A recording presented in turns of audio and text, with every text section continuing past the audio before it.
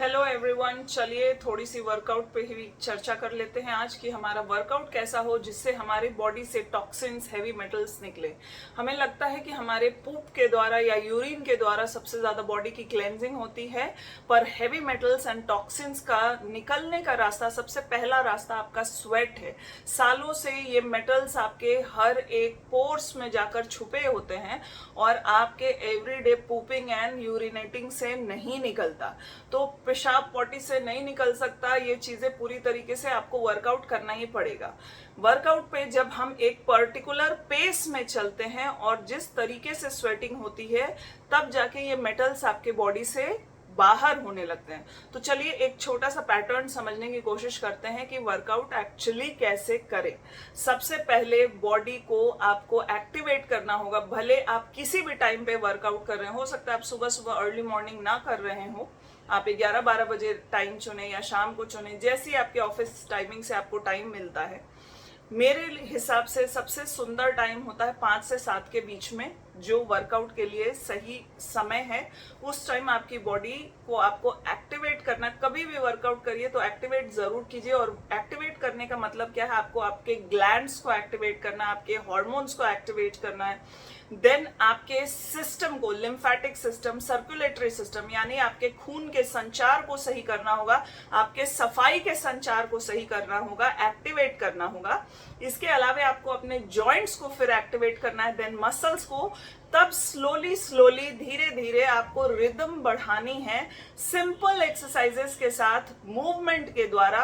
और कोई भी एक्सरसाइज कम से कम 10, 20, 30 बार के रेपिटेशन रखना चाहिए अकॉर्डिंग टू आपकी बॉडी की कैपेसिटी कैसी है। शुरू शुरू में कम होगा, मूवमेंट में रहना जरूरी है। अगर कुछ नहीं कर पा रहे ना तो आप कदम ताल करिए। कदम ताल तो आप जानते होंगे, नहीं होंगे तो गूगल कर लीजिए।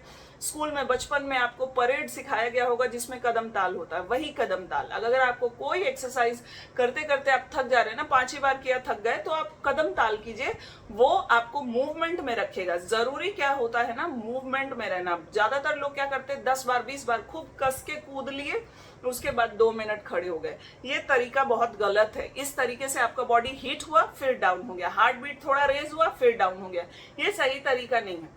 हार्ट बीट की रिदम कितनी होनी चाहिए, आपकी हार्ट बीट इस पेस पर पहुंचे कि 100 से 120 बीट प्रति मिनट मैक्सिमम जाए, उससे ज्यादा ना जाए। बहुत लोग 120 भी बहुत ज्यादा हो गया, 100 का एवरेज लेकर चलिए। आमतौर पे हमारा 72 बार हार्ट बीट करता ऑन एन एवरेज, 60 से 80 बार के बीच का आप मान के चलिए। बीट को हमें 100 तक पहुंचाना है। कैसे समझ में आएगा कि 100 सही है, हम जैसे वॉकिंग करते हैं, फास्ट वॉकिंग करते हैं और हम 4 लाइन बोलकर 5वां बोल ना पाए, दैट मीन्स आपकी हार्ट बीट 100 के आसपास पहुंची है। ठीक है, आप एक्सरसाइजेस कर रहे पर आप बोल नहीं पा रहे हैं, बोलना मतलब 2 लाइन या 1-2 शब्द बोल रहे पर उससे ज्यादा नहीं बोल पा रहे, ऐसा कि सांस टूट जाए, उखड़ने लगे, वैसा नहीं करना। आपको अपनी कैपेसिटी देखनी जरूरी है। तो कुछ खास एरोबिक्स जो सिंपल हो, कार्डियो हो, वो आप घर पर कर सकते हैं। आपको किसी स्पेसिफिक जिम की जरूरत नहीं है। मैंने 40 kgs वेट रिड्यूस किया है घर पर रहकर। आज तक एक दिन क्या, 1 मिनट के लिए भी मैंने जिम का चेहरा भी नहीं देखा है। तो आप घर पर ही रहकर सिंपल एक्सरसाइजेस कर सकते हैं। आज मैं ट्रेनर भी हूँ, वर्कआउट ट्रेन भी करती हूँ और सब कुछ मैंने घर पर ही रहकर किया और सीखा और अब सिखा भी रही हूँ, घर से ही सारा काम। तो वो आप इजीली कर सकते हैं, आपको बहुत स्पेसिफिक इक्विपमेंट्स की जरूरत नहीं है। हाँ, अगर उसमें आप weight training and resistant training भी ऐड कर देंगे ना तो सोने पे सुहागा हो जाएगा। धीरे धीरे सिंपल एक्सरसाइजेस, किसी दिन उसके भी वीडियोस मैं बना दूंगी। एंड लास्ट जब आप जाने लगिए किसी भी एक्सरसाइज में, किसी भी फॉर्म में, लास्ट होनी चाहिए स्ट्रेचिंग, कुछ खास स्ट्रेचिंग के साथ। एंड लास्ट आपका मेडिटेशन या प्राणायाम के साथ हो। लास्ट आपकी यही होनी चाहिए। ये पूरा pattern 45 minutes to 1 hour, maximum 1 hour 15 minutes बहुत है, मोर देन इनफ है। एंड इसके साथ आप एक्सरसाइज को एंड कर सकते हैं। तो आप हर रोज कर सकते हैं। इसके लिए आपको वीक में 3 दिन 4 दिन वाला जो पैटर्न है उसको फॉलो करने की जरूरत नहीं है।